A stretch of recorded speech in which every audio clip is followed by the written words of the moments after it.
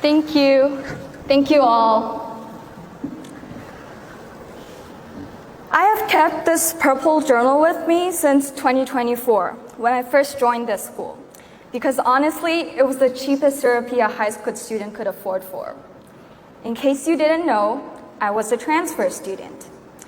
And not gonna lie, the first few pages were pretty desperate. How am I supposed to catch up with the APs? Who should I sit with lunch? Could I drop Calculus BC if it gets too hard? Questions, worries, and random scribbles all over the pages. But the miracle starts to happen as I walk through the glass gate myself. It started with Mr. Hawkins and Miss Alicia, who extended the warmest welcome in joining the Huichong family and the Chancellor's Scholarship Program. They saw potential in me before I even did, before any of the admissions officers of my dream schools did. Thank you. And then I met more people, so many of you, I honestly don't know where to begin with. Mr. Flannery, who proved to us that not every Harvard graduate is a boring, pretentious investment banker. Mr. Bragg, who technically saved our planet by being the most eco-friendly person we had ever known. And Mr. Lehman, on the opposite, is the least eco-friendly because he prints out literally everything. But because of that, also gave us the coolest books ever. And we could all agree that our incredibly hardworking college counselors team seriously deserves a wage raise. Standing here and looking at all of you made me realize how many names I failed to mention.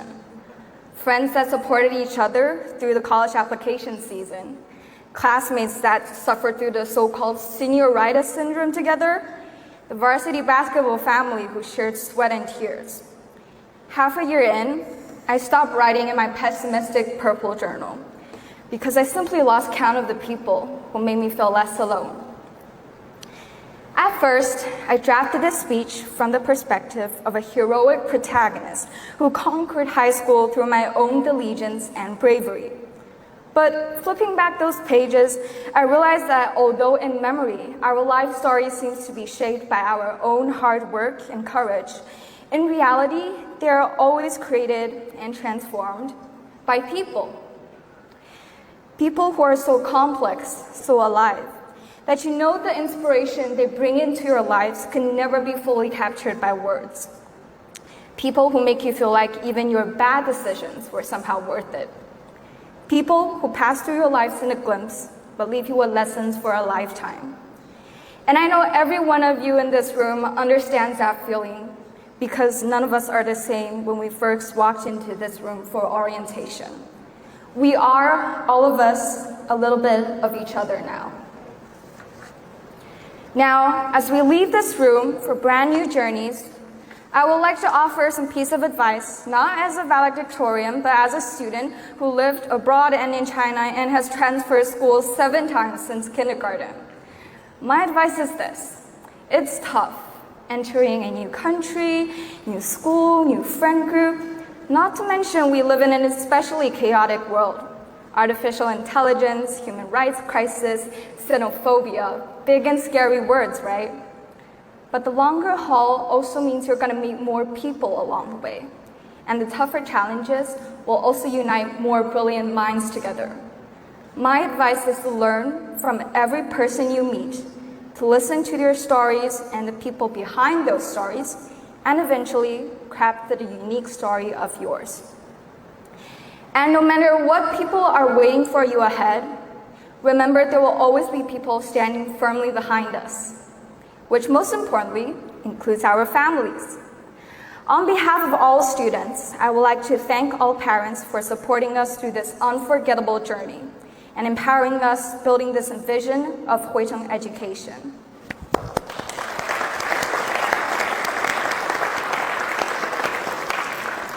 And to my parents, actually you could stand up, I know you're there. You are the ones who made chasing any dream possible in the first place. We usually hear parents saying that they're proud of their children, but all I want to say is I'm proud to be the daughter of my mom and dad and sister of my little brother every single day. You are the people I would always love and the people I would always keep on the cover of my journal of life.